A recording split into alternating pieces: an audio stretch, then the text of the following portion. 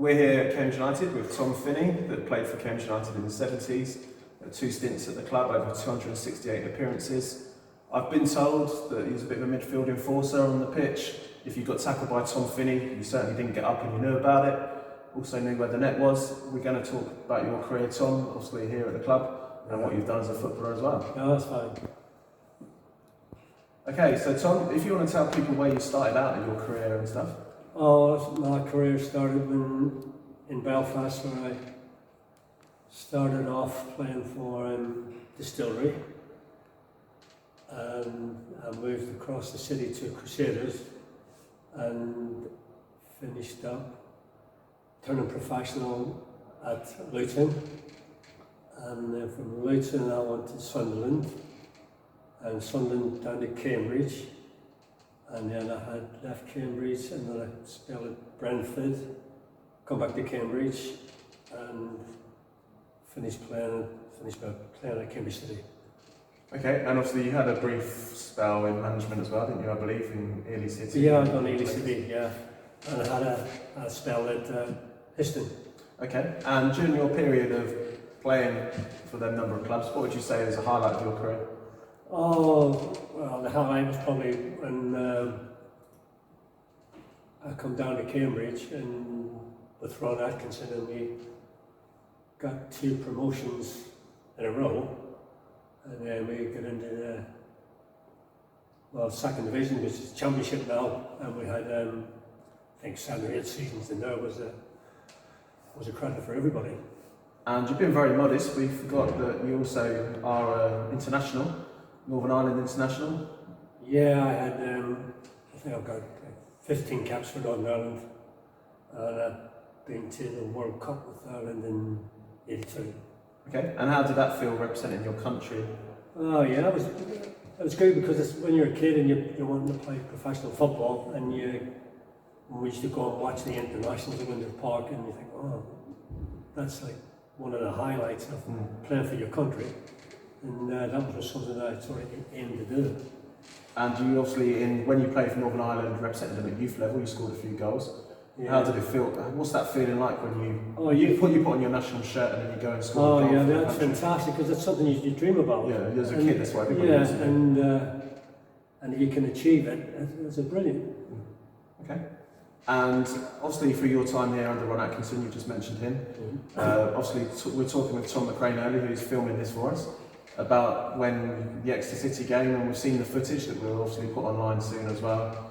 You obviously scored, it was an equaliser, wasn't it? And we needed a win to get promoted. Yeah, we. What's your memories of that game? Well, I think we Exeter, and we needed to get a draw, and they scored first, and we were getting beat 1-0 till nearly late in the second half. And I can remember one corner came in and Sammy smashed Dickie Key, and then we got another corner after that, and the ball came in, and I went for it and out jumped Dickie Key for the equaliser. And we saw you, didn't we, in the footage bounce up and hit it as well. Yeah. Brilliant footage. I jumped Dickie Key, and Do you think Sammy Morgan had a hand in that? When Sammy did, he put him up in the air. Sammy said, "Oh, hold on, I'm not going to come for them anymore." Yeah, he's not going to come out anymore. Got put off. But he come for it and nicked him, and we 1-1, and I think we had another corner, and Foul got the winner. Falcon got the winner, and I think we seen it out 2-1. Yeah, and then there's pandemonium. Yeah, on that the was pitch, as we've fantastic. seen. Yeah, it was brilliant. Yeah, that was fantastic. But, Through that team, who would you say was probably the best player that you enjoyed playing with in that team? Oh, I enjoyed playing with Alan Bailey, because me and him up front, and we had a good partnership. And well, there's loads of good players. You need everybody in the side. You just can't pick one, right? But we had a good side then, and it was a joy to play. And me and you were chatting at the Hall of Fame at dinner, aren't we? I don't know if you remember. And you was telling me stories about you and Alan Bailey actually as roommates living together up at the White Horse at Fulbourn and stuff. Oh yeah. Well. Have you got any stories to tell us? Well, not really, because we used to go and play darts in the afternoon after training and that, I can't remember much of that. And obviously, through your period as a player, who would you say is the best manager you've worked under? Oh, the best manager, I suppose, down, I think you probably have to say Ron Atkinson, because Ron wanted his team to be quick, tempo and score goals. I mean, if the other side scored 2 and you scored 3, he was happy He was with that. happy with that, yeah. Yeah. He wasn't so worried about conceding the goals. No, as long as we outscored them, and his training sessions were good, they were quick, they were sharp, and if you put the effort in, then you'd cover the day after that. Okay. And now, away from football, what are you doing for yourself these days? Oh, I've got a bit of a part-time job down in Crescent, in Rose Crescent in the jewelleries, and I do that now. So you're keeping yourself occupied? I'll keep busy, yeah. Yeah, good man. And obviously, you used to be known to be a bit of an enforcer on the pitch, a bit of a hard tackler. Oh, well, when I first started, I was a forward, and I never used to get into that sort of ball. But when I got back in the midfield when I was older, because I could put my foot in a bit, and I could probably read where the ball was going to drop, and you've got to get there first, and you've got to be strong. So I could do that. Yeah, not many people. No, so I could mix it up a bit, you know. Yeah. That's good. So Tom, we've got a few questions from various sources and people that are involved with coconuts that have messaged us here tonight asking some questions. So Dave Matthew Jones has asked, if you could go back and do it all again, what would you do differently, if anything, Tom? Differently? No, I don't think I would do anything differently. Nothing at all? No, because I enjoyed my career. County Cairns got a couple of promotions, and I got promoted with Luton, and I got promoted with Sunderland. But the only disappointing thing for me probably is because I didn't play in the first division. Mm-hmm. So if you could do anything differently, you'd want to play in the I want to play in the first division, yeah, because I missed out in a couple of times. Just going back to your international career and touching on that, obviously everybody raves about that man from Northern Ireland called George Best. Did you have any dealings with him in the international setup at all? No, well, I got in a few squads and George Best was in them, but George never turned up. We'll be waiting for him in the hotel to turn up before we got on the coach to go to the airport, and then you get a phone call, oh, George is not coming. And then that was it. George was in Spain, wasn't it? George was in Spain. Violent loads of pace. Foul was strong as a nut, could bring it out, pass it. Webby was good on his line and whatnot. Maybe he's not so good on the crosses, but he's good shot stopper on his line. Good sharp and that. And Stringy had the experience because he came down from Norwich. Yes. And he had loads of experience and could organise at the back. How about Steve Fallon then? Because we're speaking to Steve in a week or so. Yeah, he was strong as an ox. Yeah. Could read it, could win it. He could come out of the back with it and pass it. Yeah, fantastic. There was in the 1978 game that we mentioned, the Exeter game when we got promoted. Steve made an amazing 40-yard run from the back. Was this something he would normally have done? Yeah, he used to do that. I've seen him score a goal once when we were at Gillingham, and he came out with it. I think he just got over the halfway line, smacked it, and flew straight in that. Yeah, he was good at that. Yeah. And he was also good with his head, wasn't he? Yeah, he was good. He could, when the headers, he was strong in the headers. He could look after himself. Yeah, absolutely. Let's just dodge around a little bit and look at your Northern Ireland career then.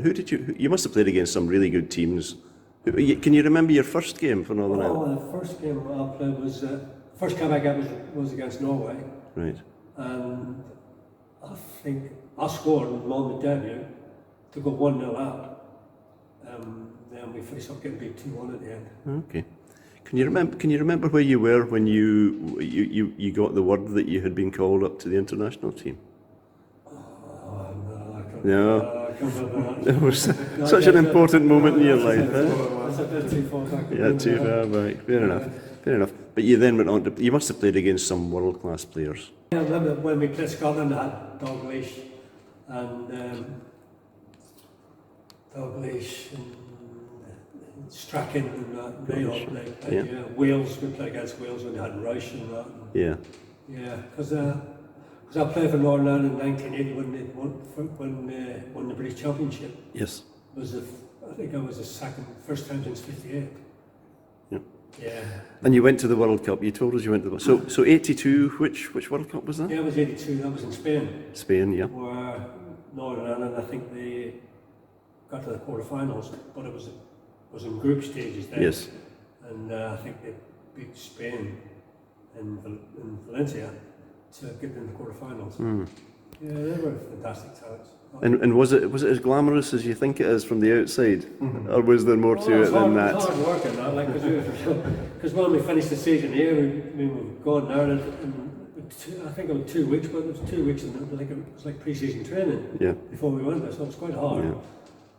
But when you get there and you see the atmosphere now, it's Yeah. different. Yeah, it's good. In that Northern Ireland squad, who would you say was sort of your favourite player to play alongside?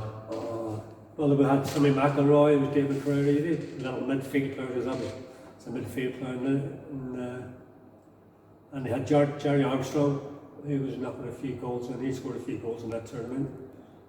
And Pat Jennings was goalkeeper, and we had Rice and Nelson, who were the 2 Mickey takers.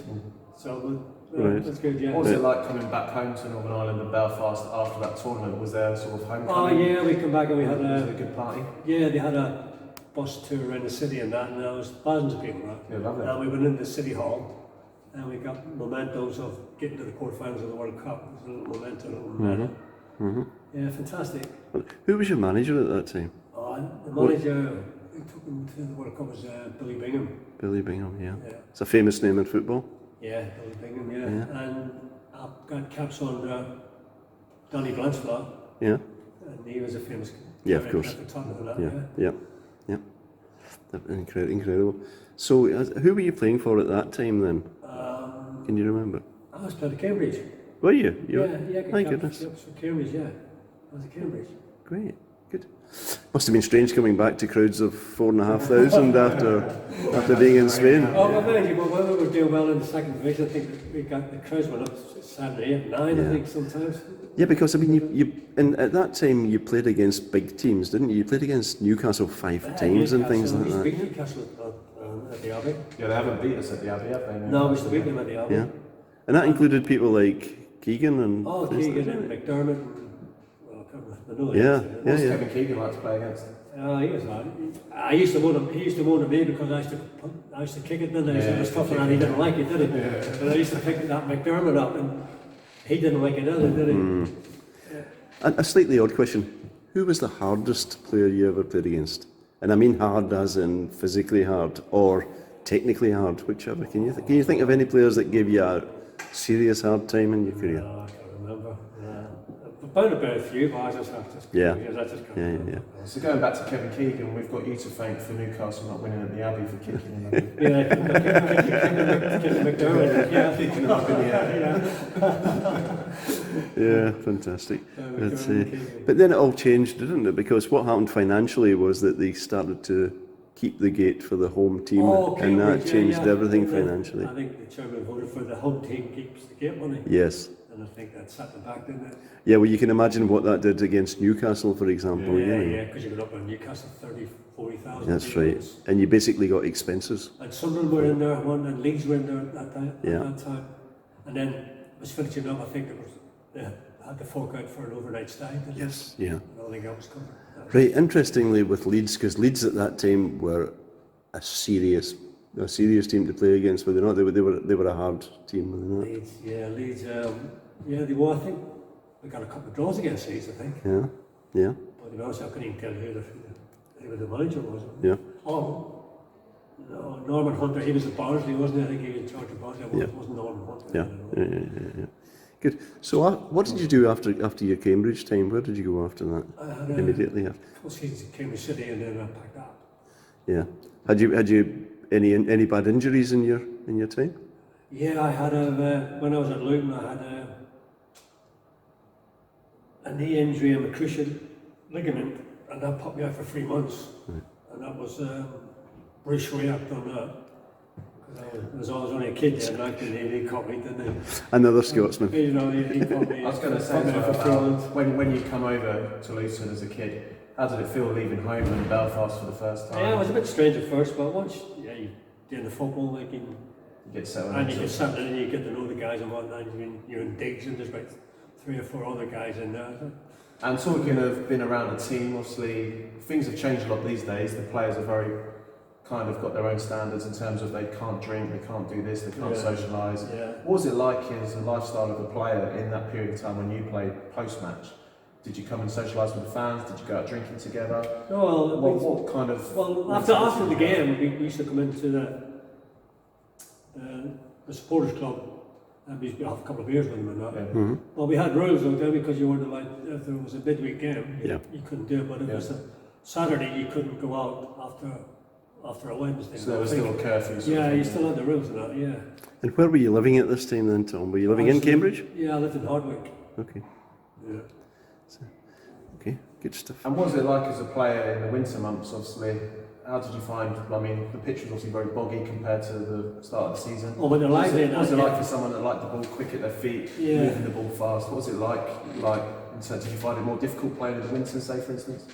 Well, no, I didn't find it. It means like in the winter you don't get the pitches now exactly. when it's muddy, it means, well, it's a bit slower, the ball moved a bit slower, yeah. And it used to stick a little bit so you could probably make the ground up and get that. Yeah. Whereas like in the summer where it's lively, Yeah, you can't probably sort of can't dive in as much, can you? No, exactly. No.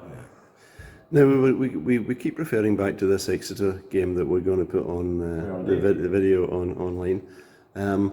It looked to me that it seems almost to be a faster game at that time because obviously there were, you'd have anything up to 5 forwards chasing the ball. It seems to have gone end to end. Yeah. Was it just that game or was it a more typical of the game at that time? I think it was probably because there was more on it, wasn't there?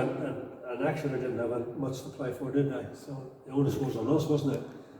And you've already touched on it as well, haven't you, just earlier when you said that under Ron Atkinson, for instance, it didn't matter if you conceded a goal or 2 goals, but the game was outscored the other team. Yeah, so yeah, maybe he was happy with that, yeah. So what brought your career to an end then, Tom? Was it injury or was it just you reached the end of what you could do? I was struggling on the back and whatnot, and I could have gone to Peterborough or Colchester, but I was struggling on the back. I had that prolapse disc in the back, and I went and seen the specialist, and he said, because of your age, it's better if you packed up, because if you keep going, because of this coming out, it'll rub on the top of your nerve, and you'll probably finish up with a chronic back for the rest of your life. Because I had a young family then, so I just... And what age was you when you finished? I was about 35, 36.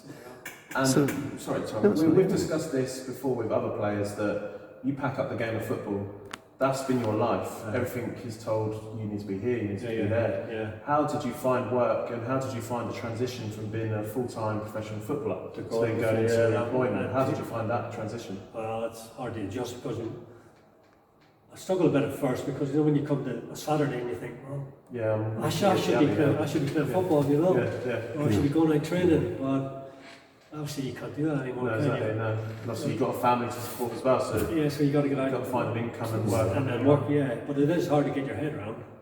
Tom, how do you find former footballers as spectators? Oh, bad. Yeah. Bad. Why would that be? Not bad because you look at it and you think, wow, I could still play, but you can't. We just discussed the penalty miss. We just played Grimsby, haven't we? And we just discussed the penalty miss of Sam Smith, unfortunately, last night. Me and you discussed what we'd do different.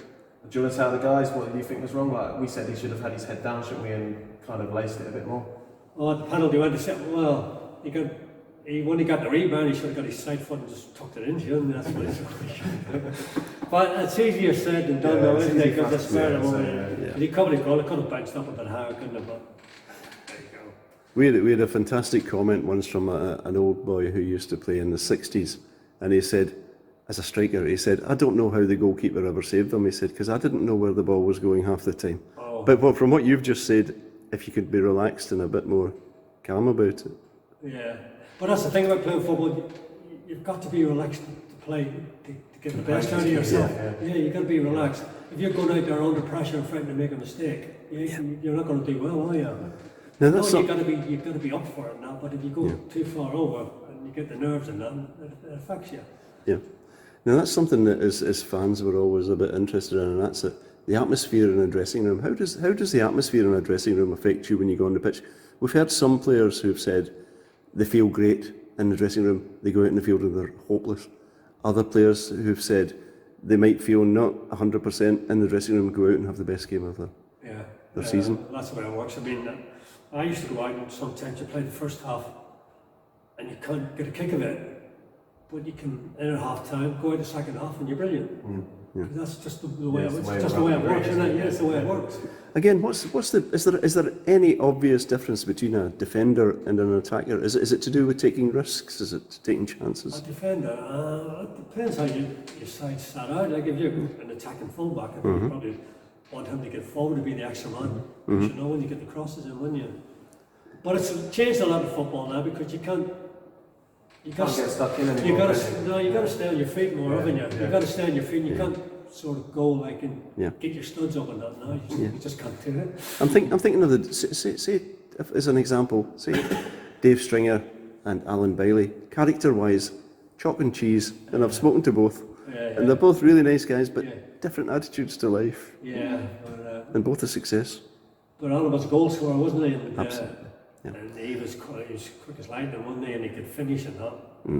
And Stringy was defender, more like disciplined and organised. You know what I mean? That's a really good word to use, disciplined. I think that's what. Disciplined and Yeah, organised and that. Yeah. It's different. good. Like a forward, you want to be getting in behind, don't you? And you've got to put yourself about now, haven't you? Throw yourself around. Yeah, You've you're got to be right. afraid to get stuck in a bit. The ball comes in, you've got to be there to make sure you're trying to attack it and put somebody under pressure. Yeah. Yeah. Yep. So you must have again. You must have played for and against some incredible goalkeepers in your time. You mentioned the one obvious one for me, and that was Pat Jennings. Yeah. Was he as good as people said he was? Oh, he was a fantastic goalkeeper. Yeah, he was fantastic. I've been training with him and known somebody cross it, he'd come out and catch it in his hand. I said, how do you do that? It was like a big shovel. You come out and go, oh, he got it in his hand. How can that be? I was going to say, was he as good in training? Oh, as he's he was in brilliant, matches? yeah, brilliant. But he didn't do any running. No. Never. Never done the running. No. No, he just done very goalkeeper. Yeah. Finished up. I used to say, I'm done now. I need to go in. And we'd be running. Talking of running and training, obviously you boys used to train on the common behind the ground. Oh, when we first come, Yeah, like when you first come, what was it like pre-season? How did you find pre-season coming back every year and doing your pre-season? Oh, yeah. Well, when I got a bit older, I used to try and do a bit of running, like maybe it was a couple of weeks before we started. Some of that running was long running, because we used to start with long running, and we used to go down that Royston Heath Okay, yeah. and run there. And I remember one time we went up and they used to make there was a steep hill, and we used to run up it, jog down to the end, belt up it, and there was one dog, and I got to the top of it, and I was sick. Because you're like breathing out your backside, aren't you? Trying to do it, yeah, that was hard. Because it used to be long running, short running, and then you used to get the balls out back in the days. But I don't have to do that now. Very much so. But right, so you again, we keep asking you things about your best and the rest. But you must have played in some stadiums. Oh yeah, I've been to the Benfica stadium. I don't know what you call it now. And you go the eagle flies round it, doesn't it? Oh, and I can't remember what you call it. What was it like playing at Windsor Park, the old Windsor Park back in the day? Oh, that was fantastic, and all because most of that was standing, it was all terraced, and that was fantastic to go there. And we used to play England there, but we didn't used to beat England much. I think we got a couple of draws on that play. Yeah, and that was all banked up, and now I know what it's like playing at Windsor Park. That was fantastic. And another place we played at was in the old Hampton Park. Yes. Because that was steeped up. It was. And that was fantastic. Like, you couldn't hear the whistle. Yeah. You know what I mean? You pull back, the whistle's gone, you go back. That's fantastic. Back in the days. Yeah, they would still squeeze 100,000 into that ground. It's crazy. And we played an international at Hampton Park. It was their last game before they went to play their World Cup with Ali McLeod. Oh yeah, that was 78. Oh man, and that was manic. Yeah. And we went out and played, and we never touched the ball. Because they were all no home crowd, we just couldn't get it. Yeah, that was Dalglish, Rioch, Don Masson. I think, was it Dennis? I'm not sure if Dennis was around that last year. You- Don Masson, Yeah. Archie Gemmell, and there's a few more of them. You mentioned Bruce Rioch and Kenny Dalglish. Yeah. And dare I mention Joe Jordan? Joe Jordan here, Yeah, and they were going to Argentina, but That's right. Ali McLeod had them all whipped up, they were going to win the World Cup. I did. But we couldn't get the ball. We couldn't get the ball. We were just glad to get out, get on the coach. And talking of stadiums, what was it like playing here in front of a crowd? Oh, yeah, it was fantastic. Because I played once when we played Peterborough once. I think it was. I think they were standing along the track back in the days when Ron Atkinson had it. I think it was about 11,000 there all night. Yeah, Peterborough would be a big crowd. Oh, yeah, It there would was be. when Ron Atkinson there. Yeah. And how does it feel as a player having the crowd get behind you? Does it spur you on? Oh, it's brilliant because then you start to enjoy it more, don't you? And the crowd are behind you, and it doesn't matter if you make a mistake. There's nobody moaning. I love the fact Ben said having the crowd behind you, because we've heard from several players that when you face the Newmarket Road end, or the Corona end as it was, or is to some people, it's totally different to facing the allotments end. You know? Yeah, because it's a bit quieter down that end, because that's when you got the home crowd down that end. Yes. Yeah, and do you think it's just the crowd that makes the difference? Is it? Oh, yeah, if the crowd get behind you, it's fantastic. Because down that end, because we seem to be better playing down towards us. It's almost like they're sucking the ball into and it gets you going, and somebody wins a tackle, and it gets them up. Because I used to play, and I used to have a habit standing. I used to like me playing that. I used to play up to it a little bit, but I used to love it. Yeah, I used to love it. We've certainly heard that it must be the shape of the enclosure at the Newmarket Road end that basically the sound bounces off the back and comes back out the front, and it sounds like a lot more people than there actually probably there. does, If you're doing well as a team and you're winning, that breeds confidence in it, and you get a good team atmosphere, and everybody's together, and it all helps. Yeah, absolutely. Now finishing the interview, I'd like to thank you, Tom, for your time. Yeah, thank you for coming, buddy. Okay, no problem. It's been a great pleasure. Thanks, Tom. Yeah, no problem.